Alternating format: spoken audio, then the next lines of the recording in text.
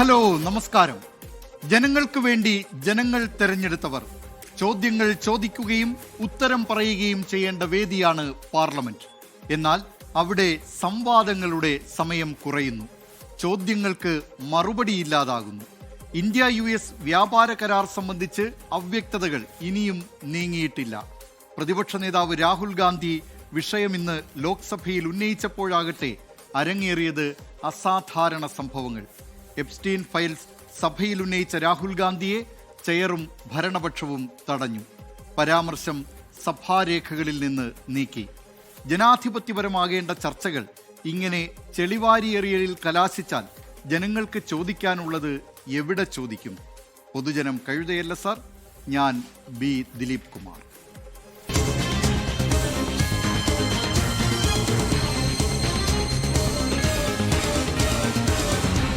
പൊതുജനം കഴുതയല്ല സാർ.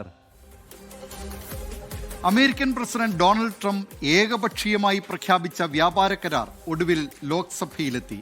കരാറിൽ കേന്ദ്ര സർക്കാരിനെ കടന്നാക്രമിച്ചായിരുന്നു ലോക്സഭാ പ്രതിപക്ഷ നേതാവ് രാഹുൽ ഗാന്ധി ബജറ്റ് ചർച്ചയിൽ പങ്കെടുത്ത് സംസാരിച്ചത്. കരാർ ഒപ്പിട്ടത് അമേരിക്കയിലെ ഒരു കേസിന് വഴങ്ങിയെന്ന് പറഞ്ഞ രാഹുൽ എപ്സ്റ്റീൻ ഫയൽ വിവാദവും സഭയിൽ ഉയർത്തി.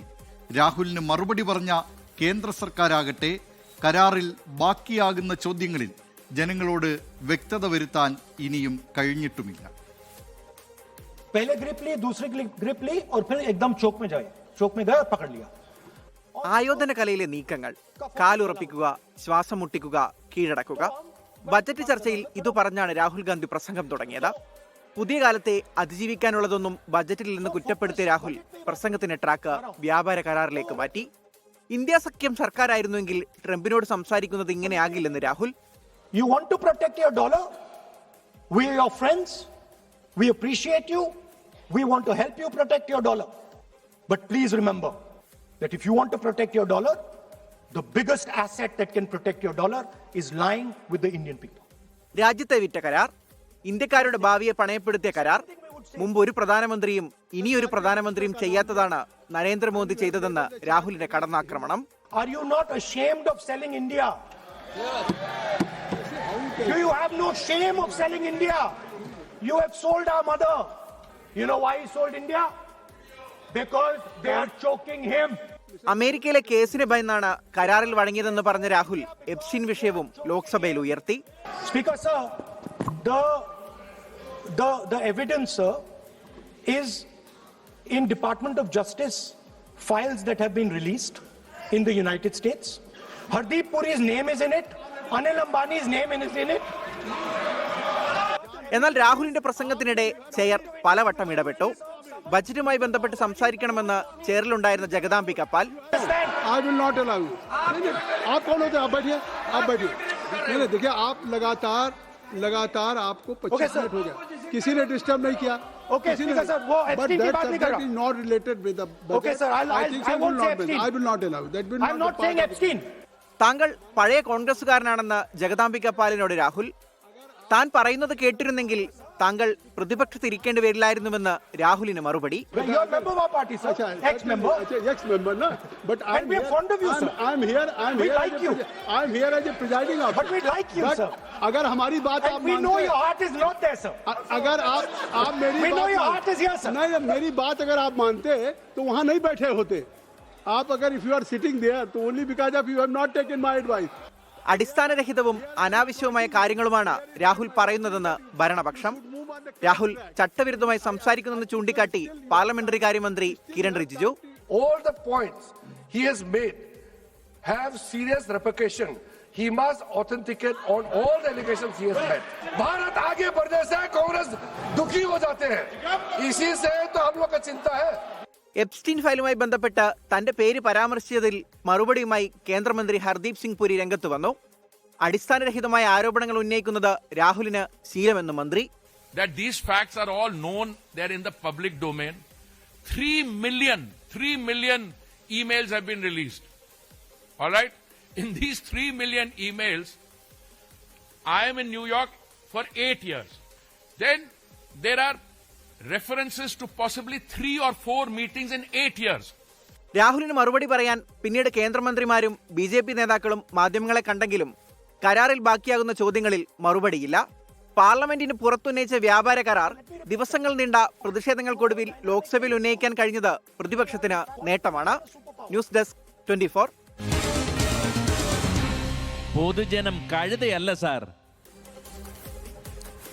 പാർലമെന്റിൽ ഇന്ന് നടന്നത് പ്രേക്ഷകർ കണ്ടല്ലോ. മറ്റൊരു വിശേഷത്തിലേക്കാണിനി. സമൂഹ മാധ്യമ ഉള്ളടങ്ങൾക്ക് കർശന നിയന്ത്രണം ഏർപ്പെടുത്താൻ ഒരുങ്ങുകയാണ് കേന്ദ്ര സർക്കാർ. ദേശസുരക്ഷ, ക്രമസമാധാനം, അപകീർത്തി തുടങ്ങിയ ഉള്ളടക്കങ്ങളുമായി ബന്ധപ്പെട്ട് പരാതി ഉയർന്നാൽ നടപടി അതിവേഗം വേണമെന്നാണ് നിർദ്ദേശം. കേന്ദ്രത്തിന്റെ തീരുമാനത്തെ അനുകൂലിച്ചും പ്രതികൂലിച്ചും വലിയ ചർച്ചയാണ് നടക്കുന്നത്. എന്താണ് പുതിയ നിയന്ത്രണം? സമൂഹ മാധ്യമങ്ങൾ ഉപയോഗിക്കുമ്പോൾ എന്തൊക്കെ ശ്രദ്ധിക്കണം? ഇന്റർനെറ്റും സോഷ്യൽ മീഡിയയും ഉപയോഗിക്കുന്നവർ ഈ മാസം 20 മുതൽ അറിഞ്ഞിരിക്കേണ്ടത് എന്തെല്ലാം? എക്സ്പ്ലെയിനറുമായി പ്രജിൻ സി കണ്ണൻ ചേരുന്നു. ഇക്കാലത്ത് വാട്സാപ്പ് ഉപയോഗത്തിനായി വളരെ ചുരുക്കം ചില ആളുകൾ മാത്രമേ ഉണ്ടാവുള്ളൂ. അതുപോലെ ഇൻസ്റ്റഗ്രാം, ഫേസ്ബുക്ക്, സ്നാപ്ചാറ്റ് തുടങ്ങിയ പ്ലാറ്റ്ഫോമുകളും സ്ഥിരമായി ഉപയോഗിക്കുന്നവരാണ് നമ്മളിൽ അധികം പേരും. ഈ മാസം 20-ന് പ്രാബല്യത്തിൽ വരുന്ന IT നിയമ ഭേദഗതി സമൂഹ മാധ്യമ ഉള്ളടക്കങ്ങളിൽ കർശന നിയന്ത്രണങ്ങൾ കൊണ്ടുവരുന്നു എന്നതാണ് ഏറ്റവും പ്രധാനപ്പെട്ട വാർത്തകളിൽ ഒന്ന്. വളരെ സൂക്ഷിച്ചു വേണം സമൂഹ മാധ്യമ ഇടപെടലുകൾ എന്ന കാര്യത്തിൽ സംശയമില്ല. അതേസമയം ഒരു പരാതി ഉയർന്ന പക്ഷം വളരെ വേഗത്തിൽ വേണം അതിന്മേലുള്ള നടപടി എന്നാണ് പുതിയ ഭേദഗതിയിൽ പറയുന്നത്. അതായത് 8 വിവിധ വിഭാഗങ്ങളുണ്ട്. അപകീർത്തി, സ്വകാര്യത, അശ്ലീലം, ദേശസുരക്ഷ, അങ്ങനെ പോകുന്ന 8 വ്യത്യസ്ത വിഭാഗങ്ങളിലെ ഉള്ളടക്കം എടുത്തു പറഞ്ഞാണ് ഈ നിയന്ത്രണം കൊണ്ടുവന്നിരിക്കുന്നത്. അതേസമയം നമ്മൾ ഇടപഴകുന്ന സമൂഹ മാധ്യമങ്ങളിലെ ഉള്ളടക്കം സംബന്ധിച്ച് എങ്ങനെയാണ് ഒരു പരാതി നൽകേണ്ടത്, എവിടെയാണ് ഈ പരാതി നൽകേണ്ടത് എന്ന് നമ്മളിൽ എത്ര പേർക്ക് അറിയാം? ഉള്ളടക്കം പ്രസിദ്ധീകരിക്കപ്പെട്ടത് ഏത് പ്ലാറ്റ്ഫോമിലാണ്, ആ പ്ലാറ്റ്ഫോമിലാണ് നമ്മൾ ആദ്യം പരാതി നൽകേണ്ടത്. ഉദാഹരണത്തിന് ഫേസ്ബുക്കിൽ കണ്ട ഒരു വീഡിയോ അല്ലെങ്കിൽ ഫേസ്ബുക്കിൽ കണ്ട ഒരു പോസ്റ്റ്, അതിൽ നമുക്കൊരു പരാതി ഉണ്ട് എങ്കിൽ അത് കൃത്യമായി ഫേസ്ബുക്കിനെയാണ് ആദ്യം ബോധിപ്പിക്കേണ്ടത് എന്ന് സാരം. അത് എങ്ങനെ ചെയ്യണം എന്നുകൂടി നോക്കാം. ഇപ്പോൾ ഫേസ്ബുക്കിന്റെ ഇന്ത്യയിലെ പരാതി പരിഹാര ഓഫീസറുണ്ട്, ഗ്രീവൻസ് ഓഫീസർ എന്നാണ് അവരെ പറയുക. അവർക്കാണ് ആദ്യം നമ്മൾ ഈ പരാതി നൽകേണ്ടത് എന്ന കാര്യം കൂടി ഓർക്കുക. ഓൺലൈനായാണ് ഈ പരാതി നൽകേണ്ടത്. 2021 IT ചട്ടത്തിലെ 3-ാം വകുപ്പ് അനുസരിച്ചാണ് പരാതി എന്നുകൂടി വ്യക്തമാക്കുക. ഈ ID ഒന്ന് നോട്ട് ചെയ്യുക. FBGO@fb.com എന്നാണ്. അതിൽ FBGO അത് ക്യാപിറ്റൽ ലെറ്റേഴ്സ് ആണ്. അത് അതുപോലെ തന്നെയാണ് വേണ്ടത്. ഇതാണ് ഇന്ത്യയിലെ ഫേസ്ബുക്കിന്റെ ഗ്രീവൻസ് ഓഫീസറുടെ ഇമെയിൽ ID. ഇനി ഫേസ്ബുക്ക് അക്കൗണ്ടിൽ ഹെൽപ്പ് സെന്റർ എന്നൊരു സംവിധാനമുണ്ട്. അതുവഴി നമുക്ക് പരാതി അറിയിക്കാവുന്നതാണ്. പ്രധാന സമൂഹ മാധ്യമ പ്ലാറ്റ്ഫോമുകളുടെ ഈ ഗ്രീവൻസ് ഓഫീസറുടെ ഇമെയിൽ ID കൂടി നമുക്കൊന്ന് നോക്കാം. ഒന്ന് വാട്സാപ്പ് ആണ്, നമ്മൾ ഏറ്റവും കൂടുതൽ ഉപയോഗിക്കുന്ന ഒരു സമൂഹ മാധ്യമമാണ്. ആ പ്ലാറ്റ്ഫോമിൽ എന്താണ്, ഏത് രീതിയിലാണ് അതിന്റെ ഇമെയിൽ സംവിധാനം എന്നത് കാര്യം നോക്കുക. ഗ്രീവൻസ് _officer_va@support.whatsapp.com ഇതാണ് വാട്സാപ്പിൻ്റെത്. ഇനി യൂട്യൂബിലേക്ക് വന്നു കഴിഞ്ഞാൽ അത് support-in@google.com എന്നുള്ളതാണ്. മറ്റൊന്ന് X ആണ്. ഇത് നമ്മൾ ഏറ്റവും കൂടുതൽ ഉപയോഗിക്കുന്ന മറ്റൊരു സമൂഹ മാധ്യമമാണ്. അത് help.x.com/en/rules-and-policies/x-india എന്നാണ് ആ ID. ഒന്ന് സ്നാപ്ചാറ്റ് ആണ്. grievance-in@snap.com എന്നാണ് അതിന്റെ ID. ടെലിഗ്രാമിലും grievance-in@telegram.org എന്ന ID വഴിയും നമുക്ക് അയക്കാം. ഇനി ഇത് കഴിഞ്ഞാൽ നമ്മുടെ ഭാഗത്തുള്ള നടപടികളെല്ലാം പൂർത്തിയായി എന്നുള്ളതാണ്. പക്ഷേ 24 മണിക്കൂറിനുള്ളിൽ ഇപ്പോൾ ഫേസ്ബുക്കിലാണ് നമ്മൾ അയക്കുന്നതെങ്കിൽ ഫേസ്ബുക്കിന്റെ ഗ്രീവൻസ് ഓഫീസർ അത് സ്വീകരിച്ചു, ആ പരാതി, ആ കംപ്ലൈന്റ് സ്വീകരിച്ചു എന്ന് നമ്മളെ അറിയിച്ചിരിക്കണം എന്നതാണ് ചട്ടം. ഫേസ്ബുക്കിന് നിങ്ങൾ നൽകിയ പരാതിയിൽ നടപടി ഇല്ലാതിരിക്കുകയോ നടപടി തൃപ്തികരമല്ല എന്ന് തോന്നുകയോ ചെയ്താൽ ഫേസ്ബുക്കിന്റെ മറുപടി ലഭിച്ച് 30 ദിവസത്തിനകം, 1 മാസം സമയമുണ്ട്, അതിനോടകം ഗ്രീവൻസ് അപ്പീൽ കമ്മിറ്റിക്ക് ഒരു പരാതി നൽകാം. അത് സർക്കാർ സമിതിയാണ്. അതും പൂർണ്ണമായി ഓൺലൈനായി പ്രവർത്തിക്കുന്ന ഒരു സംവിധാനമാണ്. അപ്പീൽ നൽകുന്നതിന് മുൻപ് നമ്മൾ ശ്രദ്ധിക്കേണ്ടത് ആദ്യം പ്ലാറ്റ്ഫോമിൽ നമ്മൾ കംപ്ലൈന്റ് രജിസ്റ്റർ ചെയ്തു എന്നത് ഉറപ്പാക്കുക. ഇത് ഈ അപ്പീൽ നൽകുന്നതിന് മറ്റ് ചെലവുകളോ സങ്കീർണമായ നടപടിക്രമങ്ങളോ ഇല്ല എന്നുകൂടി അറിയുക. ഇനി അതെങ്ങനെ ചെയ്യാം എന്നുകൂടി നോക്കാം. gac.gov.in എന്ന വെബ്സൈറ്റിൽ ആദ്യം നമ്മുടെ മൊബൈൽ നമ്പറും OTP നൽകി രജിസ്റ്റർ ചെയ്യുക. തുടർന്ന് ആധാർ വിവരങ്ങൾ നൽകി അതിനെ വെരിഫൈ ചെയ്യണം. തുടർന്ന് കാണുന്ന ഡാഷ്ബോർഡിലെ ഫയൽ ന്യൂ അപ്പീൽ എന്ന് പറയുന്ന ഒരു ഭാഗമുണ്ട്. അതിൽ നമുക്ക് ഈ വിവരങ്ങൾ നൽകാം. അതായത് നേരത്തെ നൽകിയ പരാതി, അതിന്റെ തീയതി, അതിന് കമ്പനി എന്ത് മറുപടി നൽകി, ആ തീയതി, ആ വിവരങ്ങളെല്ലാം ചേർത്തുകൊണ്ട് നമുക്ക് ഈ പരാതി നൽകുകയും ചെയ്യാം. എത്രയും പെട്ടെന്ന് അതിൽ നടപടി ഉണ്ടാകും എന്നതാണ് ഇപ്പോൾ കേന്ദ്ര സർക്കാർ പുതിയ ചട്ടം ഭേദഗതി ചെയ്ത് അറിയിച്ചിരിക്കുന്നത്. ദിലീപ്. അപ്പോൾ ഈ മാസം 20 മുതൽ ഈ ഇന്റർനെറ്റും സോഷ്യൽ മീഡിയയും ഒക്കെ ഉപയോഗിക്കുന്നവർ ഓർത്തിരിക്കേണ്ട ചില കാര്യങ്ങളാണ് ന്യൂസ് ഡെസ്കിൽ നിന്ന് പ്രജിൻ സി കണ്ണൻ വിവരിച്ചത്. ഇത് എല്ലാവരും ഇതിൻ്റെ ഗ്രീവൻസ് ഓഫീസർ, ഓരോ സോഷ്യൽ മീഡിയ പ്ലാറ്റ്ഫോമുകളുടെയും ഗ്രീവൻസ് ഓഫീസറുടെയൊക്കെ ഇമെയിൽ ID അത് ശേഖരിച്ച് വയ്ക്കുക. ഏതെങ്കിലും തരത്തിലുള്ള നിങ്ങൾക്ക് അത് ഒബ്സീനായി തോന്നുന്ന എന്തെങ്കിലും കണ്ടന്റുകൾ ഉണ്ടെങ്കിൽ അക്കാര്യത്തിൽ ഉടൻ തന്നെ രേഖാമൂലം പരാതി ആ മെയിൽ ID-യിൽ അറിയിക്കാവുന്നതാണ്. ഇനി മറ്റൊരു വിശേഷത്തിലേക്കാണ് പൊതുജനം കഴുതയല്ല സാർ പോകുന്നത്. സുതാര്യത ഉറപ്പാക്കാനാണ് പൊതുമുതലിൻ്റെ രേഖകൾ സൂക്ഷിക്കുന്നത്. പക്ഷേ ശബരിമലയിൽ പല കാര്യങ്ങളിലും രേഖകൾ പേരിന് മാത്രമാണ്. രേഖയുണ്ടോ എന്ന് ചോദിച്ചാൽ ഉണ്ട്, എന്നാൽ രേഖയിൽ വേണ്ടതൊന്നും ഇല്ലതാനും. മനഃപൂർവ്വമാണെങ്കിലും അല്ലെങ്കിലും തട്ടിപ്പിനുള്ള അനന്ത സാധ്യതകളാണ് അപൂർവമായ ഈ രേഖകൾ തുറന്നിടുന്നത്. ശബരിമല സ്വർണ്ണക്കൊള്ളയുടെ അടിസ്ഥാനം തന്നെ സ്വർണ്ണപ്പാളിക്ക് ചെമ്പെന്ന് രേഖപ്പെടുത്തിയ മഹസറാണ്. ഇപ്പോൾ കൊടിമര പുനഃപ്രതിഷ്ഠയുമായി ബന്ധപ്പെട്ട രേഖകളും സംശയങ്ങളുടെ കെട്ടഴിച്ചു വിട്ടിരിക്കുകയാണ്.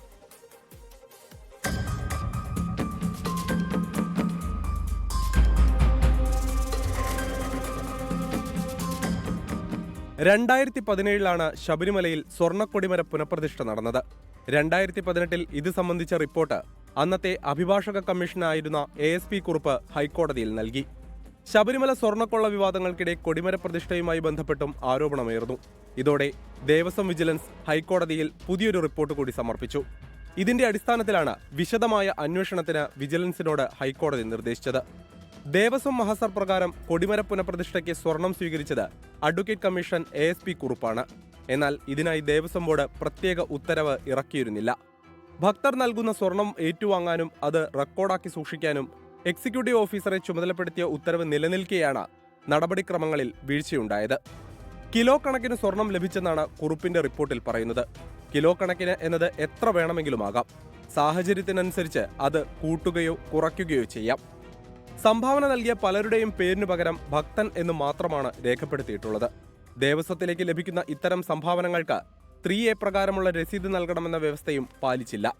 കൊടിമര പുനഃപ്രതിഷ്ഠയ്ക്ക് ഫിനിക്സ് ഗ്രൂപ്പ് 3.2 കോടി രൂപ സ്പോൺസർ ചെയ്തിരുന്നുവെന്നും അതിൽ ബാക്കി വന്ന 16 ലക്ഷം രൂപ ദേവസ്വം ബോർഡിന് കൈമാറിയിരുന്നുവെന്നും അവകാശവാദമുണ്ട്. എത്ര സ്വർണം ലഭിച്ചു, എത്ര സ്വർണം കൊടിമരത്തിനായി ഉപയോഗിച്ചു എന്നതെല്ലാം വിജിലൻസ് പരിശോധിക്കും. സ്വർണം നൽകിയ 27 പേരുടെ പട്ടിക വിജിലൻസ് തയ്യാറാക്കിയിട്ടുണ്ട്. ഇതിൽ 8 പേർ ചലച്ചിത്ര മേഖലയിൽ നിന്നുള്ളവരാണ്. മോഹൻലാൽ, സുരേഷ് ഗോപി, ദിലീപ്, ദേവൻ, ഷാജി കൈലാസ്, രഞ്ജി പണിക്കർ, സുരേഷ് കുമാർ എന്നിങ്ങനെ നീളുന്നു മൊഴിയെടുക്കാനുള്ളവരുടെ പട്ടിക. സ്വർണ്ണക്കൊടിമരവുമായി ബന്ധപ്പെട്ട വരവു ചെലവ് കണക്കുകൾ തിട്ടപ്പെടുത്തിയിട്ടില്ല എന്ന് വിജിലൻസ് കണ്ടെത്തിയിട്ടുണ്ട്. കൊടിമരം നീക്കം ചെയ്യുന്ന ഘട്ടത്തിൽ 3 സ്വർണ്ണ ആലിലകൾ ഉണ്ടായിരുന്നുവെന്ന് അന്നത്തെ മഹസറിൽ രേഖപ്പെടുത്തിയിട്ടുണ്ട്.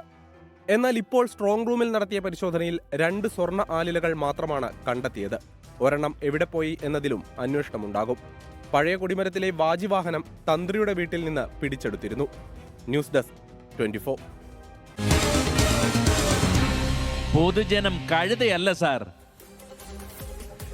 സോഷ്യൽ മീഡിയയിലെ ഉള്ളടക്ക നിയന്ത്രണവുമായി ബന്ധപ്പെട്ട ആ വാർത്ത, ആ എക്സ്പ്ലെയിനർ, അതുമായി ബന്ധപ്പെട്ട് നിരവധി പ്രേക്ഷകരുടെ പ്രതികരണങ്ങൾ 24-ന്റെ സോഷ്യൽ മീഡിയ പ്ലാറ്റ്ഫോമുകളുടെ കമൻറ്റ് ബോക്സുകളിൽ വരുന്നുണ്ട്. ജോസ്വിൻ ജോസഫ് പറയുന്നു, നിയന്ത്രണങ്ങൾ ഉണ്ടാകുമ്പോൾ രാഷ്ട്രീയ പാർട്ടി അണികൾ പെട്ടുപോകും എന്ന്. അതുപോലെ മിനി ബാബു പറയുന്നുണ്ട്, 20-ാം തീയതി മുതൽ എന്തിനും ഏതിനും FBയിൽ മറുപടി പറയുന്നത് സൂക്ഷിച്ചു വേണം എന്ന കാര്യവും. NSG പറയുന്നു, അപ്പോൾ അധികാരത്തിലിരിക്കുന്ന നേതാക്കളുടെ കുറ്റവും കുറവും പറയാൻ സാധിക്കില്ല അല്ലേ. വനജ PR പറയുന്നു, വളരെ നന്നായി പ്രജിൻ സി കണ്ണൻ അക്കാര്യങ്ങൾ വിശദീകരിച്ചു എന്ന്. ഈ നിലയിലുള്ള നിരവധി പ്രതികരണങ്ങളാണ് പ്രേക്ഷകരുടെ ഭാഗത്ത് നിന്ന് വരുന്നത്. മറ്റൊരു വിശേഷത്തിലേക്കാണ് ഇനി പൊതുജനം കഴുതയല്ല സാർ പോകുന്നത്. കോഴിക്കോട്ടേക്കാണ് പൊതുജനം കഴുതയല്ല സാർ നേരെ പോകുന്നത്. സീബ്ര ലൈൻ മുറിച്ച് കടക്കുന്നതിനിടെ ചരക്കു വാഹനം ഇടിച്ചു തെറിപ്പിച്ച ഒരു വിദ്യാർത്ഥി ഗുരുതര പരിക്കുകളോടെ അവിടെ ചികിത്സയിൽ കഴിയുകയാണ്.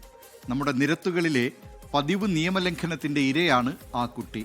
വാഹനം ഓടിക്കുന്നവരിൽ പലരും കാൽനട യാത്രക്കാരെ പരിഗണിക്കാറേയില്ല. അത്തരക്കാർക്കെതിരെ ശക്തമായ നടപടി വേണമെന്നാണ് കോഴിക്കോടുണ്ടായ അപകടം ഓർമ്മിപ്പിക്കുന്നത്. സീബ്ര ലൈന് കാണുമ്പോൾ വാഹനങ്ങൾ നിർത്തുകയോ വേഗത കുറച്ച് പോവുകയോ ചെയ്യേണ്ടതിന് പകരം സീബ്ര ലൈനിലെത്തുമ്പോൾ അത് കാണുമ്പോൾ ചീറിപ്പാഞ്ഞ് വണ്ടി ഓടിക്കുന്ന ചില ഡ്രൈവർമാരുണ്ട്. അവർ കൂടി ഈ വാർത്തയൊന്ന് കാണുക.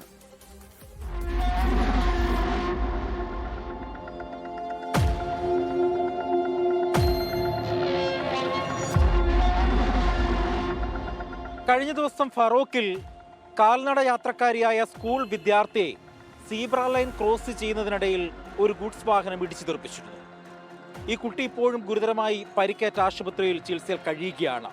24 പരിശോധിക്കുകയാണ് സീബ്ര ലൈനിൽ യാത്രക്കാർ നിൽക്കുമ്പോൾ, കാൽനട യാത്രക്കാർ നിൽക്കുമ്പോൾ വാഹനങ്ങൾ നിർത്താറുണ്ടോ ഇല്ലയോ എന്ന്.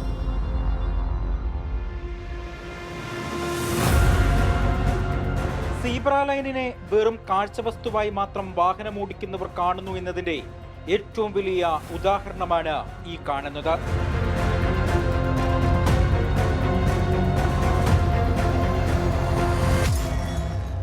ഇനി ചില ഞെട്ടിക്കുന്ന കണക്കുകൾ കൂടി നോക്കാം. 2025 സംസ്ഥാനത്ത് 50,000-ഓളം അപകടം കാൽനട യാത്രക്കാരുമായി ബന്ധപ്പെട്ടുണ്ടായി. ഇതിൽ 1702 പേർ മരിച്ചു. 2024 1200-ൽ താഴെയായിരുന്നു മരണസംഖ്യ. സീബ്ര ലൈൻ കടന്നുകയറ്റം, വേഗം കുറയ്ക്കാതിരിക്കൽ, നടപ്പാതയിൽ ഇരുചക്രവാഹനം ഓടിക്കലും പാർക്കിങ്ങും, അംഗപരിമിതർക്കുള്ള റാപ്പുകളിലേക്ക് കടന്നുകയറൽ എന്നിവയും കാൽനട യാത്രക്കാരുടെ അശ്രദ്ധയുമാണ് ഇത്രയും ജീവൻ നഷ്ടപ്പെടാൻ കാരണമെന്ന് ഗതാഗത വകുപ്പ് പറയുന്നു. തിരക്കുള്ള സ്ഥലങ്ങളിൽ കാൽനട യാത്രക്കാരെ ഡ്രൈവർമാർ അവഗണിക്കുന്നതും പതിവാണ്. ഇപ്പോൾ സമയം രാവിലെ 9:30 തിരക്കേറിയ സമയം. ഞങ്ങളിപ്പോൾ നിൽക്കുന്നത് മാനാഞ്ചിറയാണ്. ഈ മാനാഞ്ചിറ പ്രദേശത്ത് സ്കൂളുകളുണ്ട്, മറ്റ് സ്വകാര്യ സ്ഥാപനങ്ങൾ, സർക്കാർ ഓഫീസുകളൊക്കെ ഉണ്ട്. എനിക്ക് പിന്നിൽ കാണുന്ന ഈ സീബ്ര ലൈനിലൂടെ ആളുകൾ നടന്നു പോയാലും ഒരൊറ്റ വാഹനം പോലും നിർത്താത്ത സ്ഥിതിയാണ്.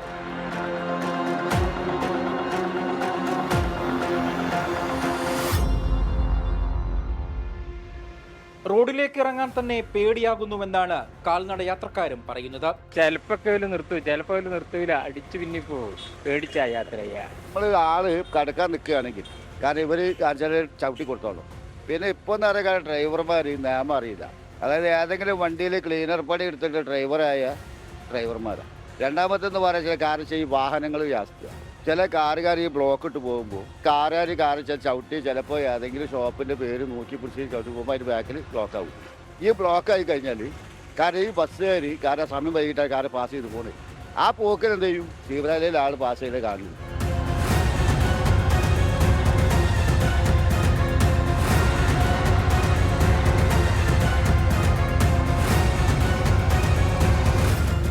കാൽനട യാത്രക്കാരുടെ അവകാശം ലംഘിക്കും വിധം വാഹനം ഓടിക്കുന്നവർക്കെതിരെ മോട്ടോർ വാഹന വകുപ്പ് നടപടിയും കർശനമാക്കും. ഡ്രൈവർമാർക്ക് വ്യക്തമായ നിർദ്ദേശം മോട്ടോർ വാഹന നിയമത്തിൽ കൊടുത്തിട്ടുണ്ട്. അതായത് കാൽനട യാത്രക്കാർക്ക് റോഡ് മുറിച്ച് കടക്കാൻ വേണ്ടി സ്ഥാപിച്ചിട്ടുള്ള സീബ്ര ക്രോസിങ്ങുകളിൽ എല്ലാ വാഹനങ്ങളും നടന്നു പോകുന്ന യാത്രക്കാർ സീബ്ര ക്രോസിങ്ങിലേക്ക് കയറാൻ തയ്യാറായി നിൽക്കുന്നുണ്ട് എന്നുണ്ടെങ്കിൽ ആ സീബ്ര ക്രോസിങ്ങിൽ അവർ ആ സ്റ്റോപ്പ് ലൈനിന് മുന്നേ ആയിട്ട് നിർത്തി കൊടുത്തിരിക്കണം എന്ന് നിയമത്തിൽ പറഞ്ഞിട്ടുണ്ട്. അപ്പോൾ സീബ്ര ക്രോസിംഗ് ഉണ്ട് എന്നറിയാൻ വേണ്ടി അതിൻ്റെ ഒരു 25 മീറ്റർ മുന്നേ എങ്കിലും സീബ്ര ക്രോസിങ്ങിൻ്റെ ഒരു മുന്നറിയിപ്പ് സൈൻ അല്ലെങ്കിൽ ഒരു ത്രികോണത്തിലുള്ള ഒരു മുന്നറിയിപ്പ് സൈൻ വെച്ചിട്ടുണ്ടാവും. അപ്പോൾ ഇത് നോക്കി ഇത് കാണുമ്പോൾ തന്നെ ഡ്രൈവർ വാഹനം നിർത്താൻ തയ്യാറാവണം എന്നാണ് നിയമം നിഷ്കർഷിക്കുന്നത്. ഡ്രൈവർ നിയമം മനസ്സിലാക്കാതെ അല്ലെങ്കിൽ തെറ്റിച്ചാൽ അപ്പോഴും ജീവൻ അപകടം വരാൻ സാധ്യതയുള്ളത് നടന്നു പോകുന്ന ആൾക്കാണ്. നടന്നു പോകുന്ന ആൾ ഇത് ശ്രദ്ധിച്ചിട്ടില്ല എന്നുണ്ടെങ്കിൽ അപ്പോഴും ജീവൻ അപകടം വരാൻ സാധ്യതയുള്ളത് നടന്നു പോകുന്ന ആൾക്കാരാണ്. അപ്പോൾ ഈ ഒരു കാര്യം നടന്നു പോകുന്ന എല്ലാ ആളുകളും ശ്രദ്ധിക്കേണ്ടതാണെന്നാണ് നമ്മൾക്ക് പറയാനുള്ളത്. കോഴിക്കോട് നഗരത്തിന്റെ വിവിധ ഭാഗങ്ങളിൽ നിന്ന് ഞങ്ങളുടെ ക്യാമറമാൻ അനൂപ് എസ് നായർ പകർത്തിയ ദൃശ്യങ്ങളാണ് പ്രേക്ഷകർ കണ്ടത്. കാൽനട യാത്രക്കാർ സീബ്ര ലൈനിൽ നിൽക്കുമ്പോൾ വാഹനങ്ങൾ നിർത്തിക്കൊടുക്കണമെന്നാണ് നിയമം. പക്ഷേ പലപ്പോഴും അത് പാലിക്കപ്പെടാറില്ല. ഇതിനെതിരെ കർശന നടപടിയെടുക്കണമെന്നാണ് ആവശ്യം. അജി കുഞ്ഞുമോൻ, 24 കോഴിക്കോട്. പൊതുജനം കഴുതയല്ല സാർ. നിരവധി പ്രേക്ഷകരാണ് ഈ സീബ്ര ലൈനിൽ അമിത വേഗത്തിൽ പാഞ്ഞു പോകുന്ന ചില ഡ്രൈവർമാർക്കെതിരായ രോഷം പ്രകടിപ്പിക്കുന്നത്. റോഡ് നിയമങ്ങൾ കർശനമായി പാലിക്കണം എന്ന കാര്യം ഓർമ്മിപ്പിക്കുന്നത്. ആതിര സുജിത്ത് പറയുന്നു, സീബ്ര ലൈനിൽ ആംബുലൻസ് ഇടിച്ചു വീഴ്ത്തി ആൾ മരിച്ചിരുന്നു പൊൻകുന്നത്ത്, പിന്നെന്തിനാണ് സീബ്ര ലൈൻ എന്ന്. എല്ലായിടത്തും ഇതാണ് അവസ്ഥ എന്നാണ് തോമസ് മാത്യു പറയുന്നത്. ആളുകൾ കിടക്കുകയാണെങ്കിലും പെട്ടെന്ന് കടന്നു പോകാൻ വാഹനം ശ്രമിക്കുന്നത്. അങ്ങനെയുള്ള സ്ഥലങ്ങളിൽ ക്യാമറ വെച്ച് ഫൈനടിച്ച് കഴിയുമ്പോൾ അത് ശരിയാവും എന്നാണ് പറയുന്നത്. രവികുമാർ പറയുന്നു, ഒരു സ്ഥലത്തും വാഹനങ്ങൾ നിയമങ്ങൾ അനുസരിക്കാതെയാണ് പോകുന്നത് എന്ന കാര്യം ഹസീന ഷാജി പറയുന്നുണ്ട്. കുഞ്ഞുങ്ങൾ സ്കൂളിൽ പോയിട്ട് വരുമ്പോൾ റോഡ് ക്രോസ് ചെയ്യാൻ എന്തൊരു പാടാണ് എന്നറിയാമോ? അങ്ങനെ നിരവധി പ്രതികരണങ്ങൾ ഇതുമായി ബന്ധപ്പെട്ട് വരുന്നുണ്ട്. ഏതായാലും റോഡ് നിയമങ്ങൾ കർശനമായി പാലിക്കുക എന്നത് ഏറ്റവും പ്രധാനപ്പെട്ട കാര്യമാണ്. പലരും അത് വിസ്മരിച്ചുകൊണ്ട് അമിത വേഗതയിൽ പാഞ്ഞു പോകുന്നവർ, സീബ്ര ലൈൻ എന്നത് കാൽനട യാത്രക്കാർക്ക് റോഡ് സുരക്ഷിതമായി ക്രോസ് ചെയ്യുന്നതിനുള്ള ഇടമാണ് എന്ന് മനസ്സിലാക്കാതെ നിരത്തുകൾ എന്നത് കാൽനട യാത്രക്കാർക്ക് കൂടി അവകാശപ്പെട്ടതാണ് എന്ന് ഓർമ്മിപ്പിക്കാതെ അല്ലെങ്കിൽ ഓർക്കാതെ ഇത്തരം ഡ്രൈവർമാർ അല്ലെങ്കിൽ വാഹനം ഓടിക്കുന്നവരൊക്കെ ആ നിലയിൽ അമിത വേഗതയിൽ പാഞ്ഞു പോവുകയാണ് പല സ്ഥലങ്ങളിലും. ജനങ്ങളുടെ ജീവനും സ്വത്തിനും സംരക്ഷണം നൽകുന്നതിന് ഈ നാട്ടിലെ ഉദ്യോഗസ്ഥ സംവിധാനം എത്രത്തോളം കാര്യക്ഷമമാണ്? ഇതിനുത്തരം പറയും മുമ്പ് കൊച്ചി പള്ളുരുത്തിയിലെ ഒരു വയോധികന്റെ ദുരനുഭവം ഒന്ന് കേൾക്കണം. പുരയ്ക്കുമീതെ കുടുംബത്തിന് തന്നെ ഭീഷണിയായി നിൽക്കുന്ന മരങ്ങൾ മുറിച്ചു മാറ്റുന്നതിന് 2017 തുടങ്ങിയ പോരാട്ടത്തിന് അറുതി വരാൻ 2026 ഹൈക്കോടതി കനിയേണ്ടി വന്നു. അത്രയും നീണ്ടു ഇന്നാട്ടിലെ ഉദ്യോഗസ്ഥ അലംഭാവം. ഇപ്പോൾ ആ വാർത്തയിലേക്ക് എത്താം. ദീപക് എന്ന യുവാവ് ആത്മഹത്യ ചെയ്യാനിടയാക്കിയ സംഭവത്തിലെ പ്രതി ഷിംജിത മുസ്തഫ ജാമ്യത്തിൽ പുറത്തേക്ക് ഇറങ്ങിയിരിക്കുകയാണ്. തത്സമയ ദൃശ്യങ്ങളാണ് പ്രേക്ഷകർ കാണുന്നത്.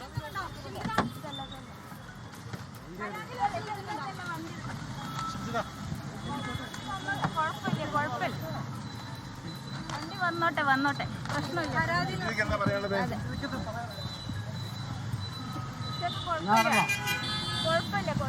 എന്തേലും പറയാനുണ്ടോ? ഇല്ല ഒന്നും പറയാനില്ല. ഏത് സ്ഥലടാ വണ്ടി? എവിടെയല്ലേ വണ്ടി വന്നോളൂ. എവിടെയല്ല വണ്ടി?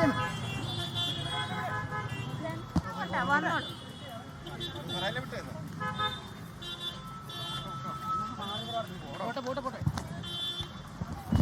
വിവരങ്ങളുമായി ഇപ്പോൾ കോഴിക്കോട് നിന്ന് അജി കുഞ്ഞുമോൻ ചേരുന്നു. അജി കുഞ്ഞുമോൻ, ഷിംജിത മുസ്തഫ പുറത്തേക്ക് ഇറങ്ങിയിരിക്കുന്നു. മാധ്യമങ്ങളോട് പ്രതികരിക്കാൻ കൂട്ടാക്കിയില്ല, ഒന്നും പറയാനില്ല എന്നായിരുന്നു പ്രതികരണം. എന്തൊക്കെയാണ് ഇതുമായി ബന്ധപ്പെട്ട വിശദാംശങ്ങൾ?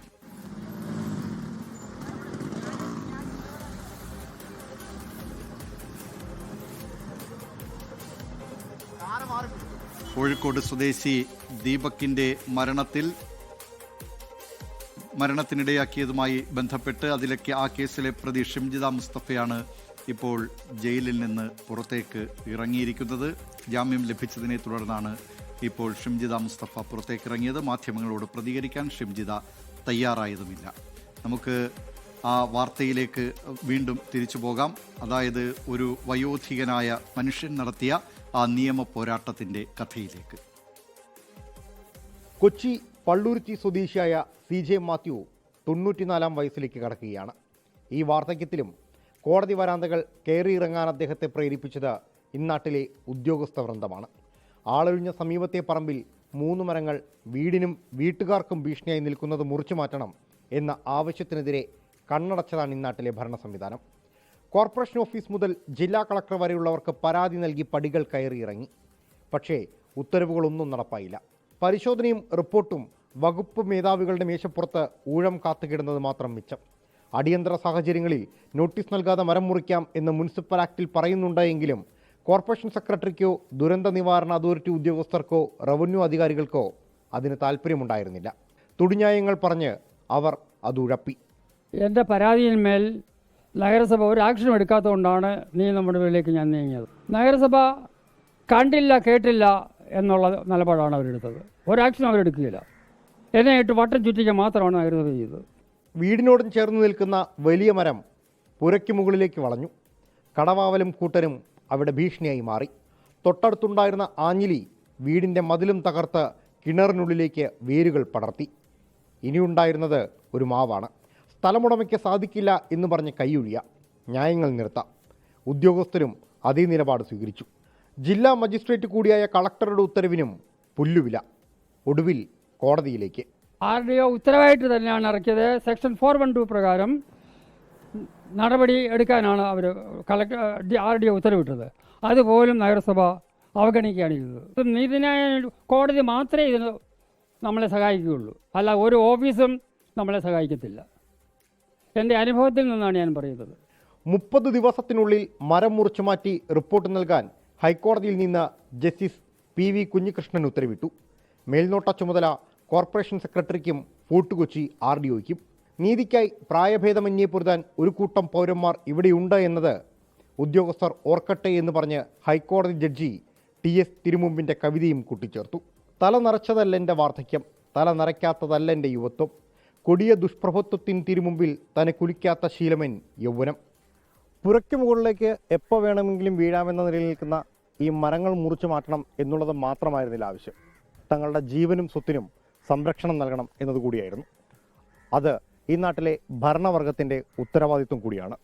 പക്ഷേ ഭരണകർത്താക്കളും സർക്കാർ ഉദ്യോഗസ്ഥരും കണ്ണടയ്ക്കുമ്പോൾ സാധാരണക്കാരന് ആശ്രയം ഈ നാട്ടിലെ നീതിന്യായ വ്യവസ്ഥയാണ്. അവിടെ നിന്ന് മാത്രമേ നീതി ഉറപ്പാക്കാനും കഴിയുന്നുള്ളൂ.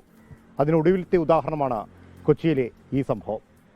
ക്യാമറമാൻ അധീഷിനൊപ്പം ലാൽകൃഷ്ണൻ, 24 കൊച്ചി. പൊതുജനം കഴുതയല്ല സാർ. ലോകത്തെവിടെയായാലും ഏത് സമയത്തും 24 വാർത്തകളും ഓഗ്മെന്റഡ് റിയാലിറ്റി പാക്കേജുകളും എക്സ്പ്ലെയിനറുകളും വിശദമായി കാണാൻ ഞങ്ങളുടെ യൂട്യൂബ് ചാനൽ നിങ്ങൾക്ക് സബ്സ്ക്രൈബ് ചെയ്യാം.